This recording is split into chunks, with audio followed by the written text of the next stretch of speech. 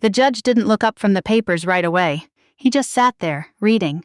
And the longer the silence stretched, the more I watched my ex-husband's lawyer shift in her seat. That's when I knew. Whatever was in that file was going to change everything. But I'm getting ahead of myself. Let me take you back to the beginning. Because this story doesn't start in a courtroom. It starts in a hospital room in Tacoma, Washington, with a 29-year-old woman who couldn't feel her left leg and a husband who couldn't meet her eyes. I was a firefighter. Not a desk job, not a dispatcher. I climbed ladders. I carried people out of burning buildings. I did the thing that most people are too scared to even think about. I loved it. I loved the weight of the gear, the way the crew moved like one body when things got bad, the exhaustion at the end of a shift that felt earned down to the bone. My station chief used to say I had the steadiest hands he'd ever seen on a rookie, and I held on to that compliment for years. My husband, my ex-husband now, was named Lawrence. We met at a 4th of July party at my friend Cynthia's house when I was 25. He was tall, funny in that dry way that makes you feel like you're in on the joke. He sold commercial real estate and was very good at it. We got married 2 years later in a small ceremony outside Portland. My mother cried. His mother wore a hat that blocked everyone's view of the altar. By 28, I was pregnant with our daughter, Wren. That was the name we both agreed on without any argument, which felt like a miracle in itself. She arrived in February healthy and furious about it, and for about 6 months, life was genuinely good. Lawrence was attentive. I was on maternity leave and slowly going crazy indoors but managing. We were figuring it out. Then July came. A structure fire on a residential block 2 miles from the station. I was one of the first through the door. The floor collapsed. I don't remember the impact. I remember waking up in Tacoma General with a spinal contusion, 2 broken ribs, a shattered left ankle, and a nurse with kind eyes who told me very gently that I was going to need time. A lot of time. The words partial paralysis were used, then walked back, then re-explained in a way that basically meant, we don't know yet. The nerve damage might resolve. It might not. Physical therapy would tell us more. Wren was 5 months old. Lawrence visited every day that first week, then every other day. Then twice in the 3rd week, then once. Then I stopped counting. I told myself he was overwhelmed. He was working. He was taking care of Wren. I had explanations for all of it. I was very creative with my explanations for about 2 months. The conversation happened on a Tuesday. He drove to the rehab center where I'd been transferred, and he sat across from me in a room with blue chairs and a motivational poster about mountains. And he said, I don't think I can do this. Do what exactly? He said, any of it, this. The indefinite nature of all of this. I remember looking at the poster. Then I looked back at him. You mean me, I said. He didn't say yes. He also didn't say no. He filed for divorce 3 weeks later. He cited irreconcilable differences, which I found so bloodless I almost laughed when my lawyer read it to me. Irreconcilable differences. I fell through a floor doing my job and he found our differences irreconcilable. Sure. The settlement was straightforward because we didn't have much to divide and I was too tired to fight. I got the joint account, such as it was. He got the condo because his name was on the lease. We agreed on joint custody of Wren, but in practice, Lawrence picked her up on his scheduled weekends maybe 60% of the time. The other 40% he had reasons, work, travel. Once, a fishing trip. I didn't go back to firefighting. The ankle healed wrong, and the nerve damage in my left leg never fully resolved. I walk fine now. I have for years, but the job requires full physical clearance and I was never going to pass the fitness evaluation again. That part of my identity, the part I'd built my entire adult self around, was just gone. I didn't know who I was without it for a long time. I'm not going to pretend that was easy. My sister Patrice. She lived 40 minutes away in Gresham. She's the one who kept me functional in the first year. She came on weekends and helped with Wren. She brought food. She sat with me when I cried, which was more often than I would like to admit. Once, very late at night, she told me that the man I'd married had revealed himself, and that the revelation was a gift even if it didn't feel like one yet. I didn't believe her then. I do now. I retrained. It took 2 years and required more stubbornness than I thought I had, but I became a licensed occupational therapist. The irony of spending my days helping other people recover from injuries was not lost on me. And it didn't escape my clients either. I think they sensed something in me that wasn't just professional sympathy. I knew what it was to count the feet between yourself and the door and wonder if you were ever going to cover them without help. Wren grew up. I mean that in the obvious way, but also in the way that catches you off guard. One day she's a furious February baby who hates being put down, and then she's 5 and correcting your pronunciation of words she learned at school, and then she's 8 and reading chapter books under the covers with a flashlight, and you're standing in the doorway not saying anything because you don't want to interrupt whatever's happening in there. Lawrence, over those years, became a more and more distant shape. He moved to Phoenix when Wren was 4. New office, he said. Great opportunity, he said. He called on birthdays, usually. He sent presents at Christmas, usually. He flew back twice in 5 years for visits that lasted a weekend, and felt obligatory for everyone involved, including, I suspect, him. I want to be accurate here, because I know how these stories can tip into caricature. Lawrence wasn't a monster. He was a person who looked at difficulty and chose to walk away from it, and he happened to be my husband when he made that choice. That's not a monster. That's just a particular kind of failure that the people left behind have to live with. Wren knew her father existed. We spoke about him in a matter-of-fact way, and I was careful. More careful than I probably needed to be. Not to color her perception with my own. She asked questions sometimes, and I answered them as honestly as I could, without telling her things a child doesn't need to carry. When she was 6, she asked why Daddy lived in Arizona, and I said some people just end up far away, and she nodded and went back to her coloring like it made sense. By the time Wren was 9, I had stopped thinking about Lawrence in any active way. He was just part of the backstory. I had a life I'd built from scratch. My practice, my apartment in Milwaukee, my small circle of real friends, my sister who still showed up. I was okay. Not shiny, not performing fine, actually okay. That was the year Lawrence reappeared. He didn't call me first. He had his new girlfriend, a woman named, and I learned this later, Tamsin, contact me through my sister, which, looking back, tells you almost everything you need to know about the approach. He didn't have the directness to reach out himself. He used a relay. The message was that Lawrence wanted to be more present in Wren's life, that he'd been doing a lot of reflection, that he felt he'd been absent in ways he regretted. I said I was open to discussing what increased contact might look like. What I didn't know yet was that increased contact was not what Lawrence actually wanted. Wren, at that point, was 9 years old and exceptional in ways I couldn't take full credit for. She was in the gifted program at school. She'd placed 2nd in the state science fair the year before. Her teacher had written in her year-end evaluation that she had a mind that doesn't stop, in the best possible way.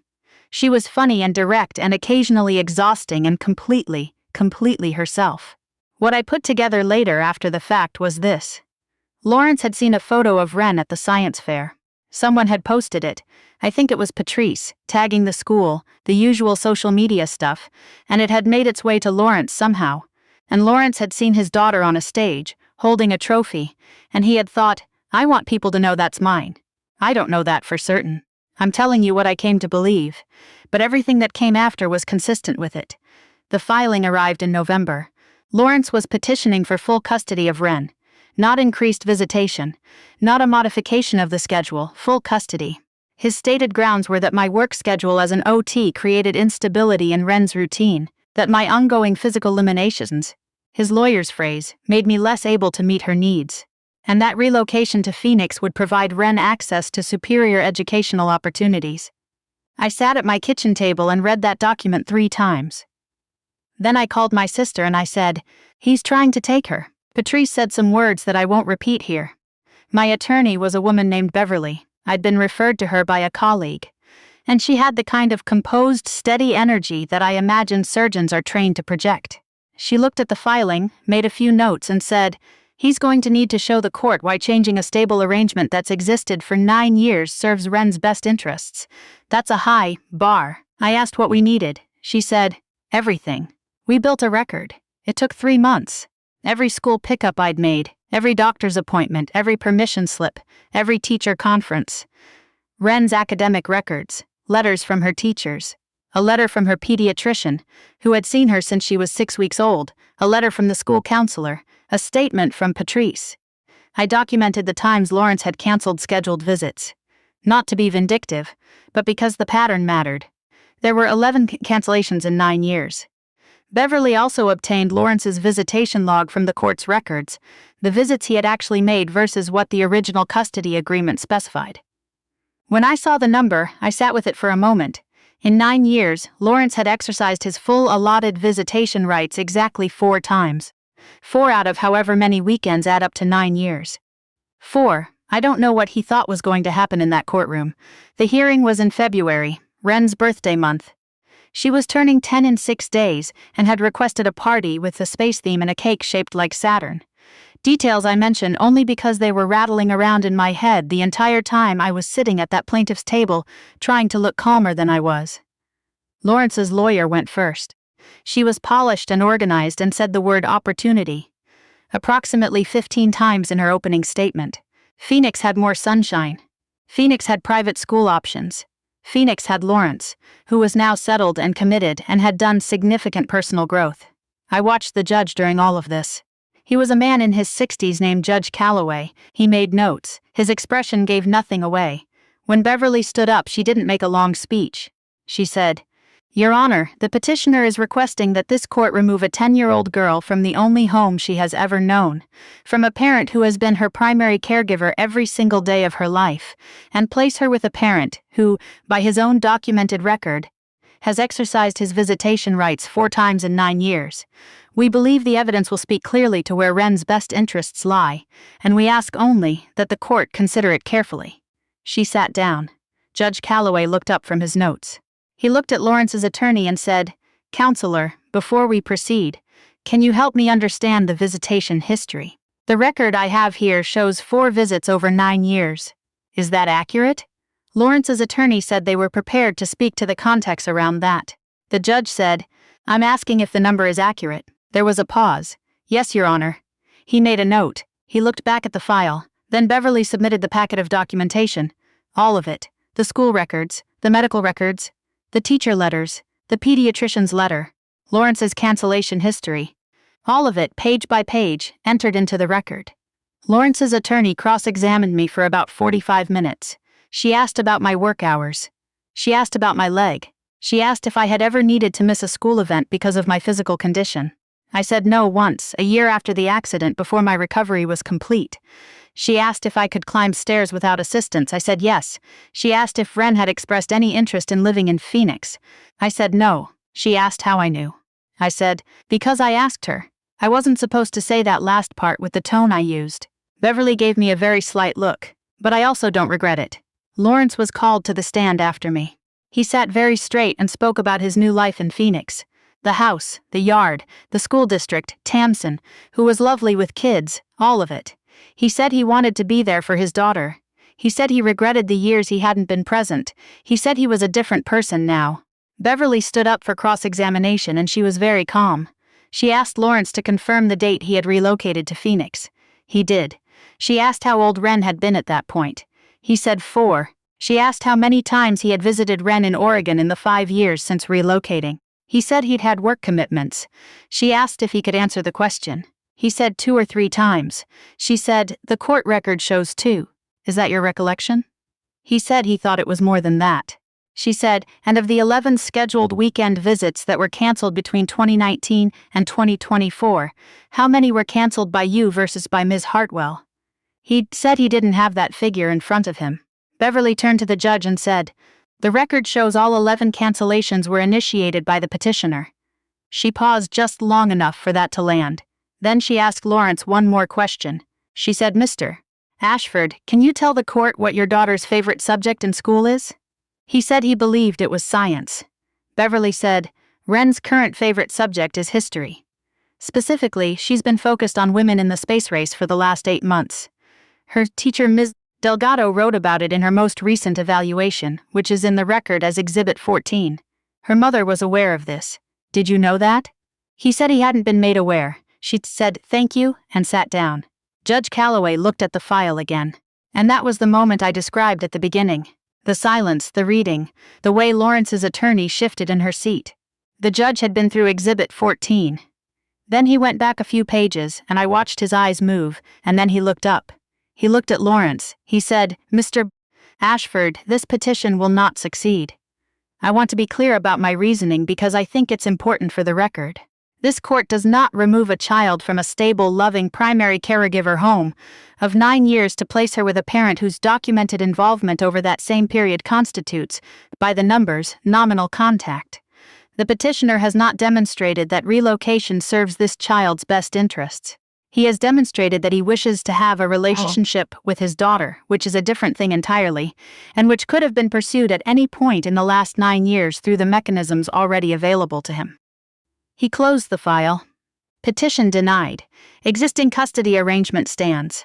I would strongly recommend that both parties consider mediation to establish a realistic and consistent visitation schedule going forward, should the petitioner wish to pursue one. He stood. It was over. I don't remember walking out of the courtroom exactly. I remember Beverly's hand on my arm, and the sound of my own exhale, and the way the hallway seemed very bright after the fluorescent gray of the courtroom. I remember texting Patrice a single word. I remember sitting in my car for a long time before I trusted myself to drive. Lawrence found me in the parking garage. I don't know what I expected him to say. An apology felt too big. A threat felt too petty. What he actually said was somewhere in the middle, which is very him. He said, "I didn't come back to hurt her. I want you to know that." I said, "I know you believe that." He said, "I thought I was doing the right thing for her." I stood there looking at him for a moment. He was 10 years older than the man I'd married, and it showed, and I don't say that cruelly. I imagine I showed it too. We were people who had been through things. I said, "Lawrence." She built a model of the Hubble Space Telescope out of craft supplies for a history project, and it took her 3 weekends, and she cried when she had to turn it in. That's who she is. You don't know that. That's not about blame, it's just true. You don't know her. He didn't say anything. I said, "If you want to know her, show up. Consistently. Not for a performance, not for when she wins something, just show up." Then I got in my car and drove home. Wren was at Patrice's. When I walked in, she was at the kitchen table working on something for school, and she looked up and said, "How did it go?" in the specific tone of a child who is asking an adult question while trying to sound casual. I sat down across from her. I told her what the judge had decided. I told her she was staying home. I told her that her dad might want to visit more, and that was going to be up to her. She was quiet for a second. Then she said, "I know he wasn't really around." I said, "Yeah." She said, "Is that weird? That I'm not really sad about him?" I thought about how to answer that honestly without saying too much or too little. I said, "I think you feel what you feel. You don't have to perform something you don't." She nodded slowly. Then she went back to her homework. After a minute she said, without looking up, "Did they have good snacks in the courthouse?" I laughed. Genuinely, fully laughed for the first time in about 4 months. I said, "No. Terrible vending machine." She said, "That's a design failure. That's Wren." I think about what I would tell someone at the beginning of this kind of thing. Someone sitting in a rehab center wondering what her life is going to look like. Or someone holding a custody filing at her kitchen table. Or someone making herself explain to a 6-year-old why daddy lives far away. I don't have a tidy summary. I don't think any of it wraps up the way you want it to. What I know is this. I walked out of a hospital I wasn't supposed to walk out of. I built a career from a wreck. I raised a daughter who asked me once, very seriously, whether it was possible that spiders dream, and then spent 2 weeks reading about arthropod neurology to find out. I did all of that on my own, on the days I had, in the hours I had, imperfectly and sometimes badly, and always trying. Nobody pinned anything on my chest for it. That's fine. Some things don't need an audience to count.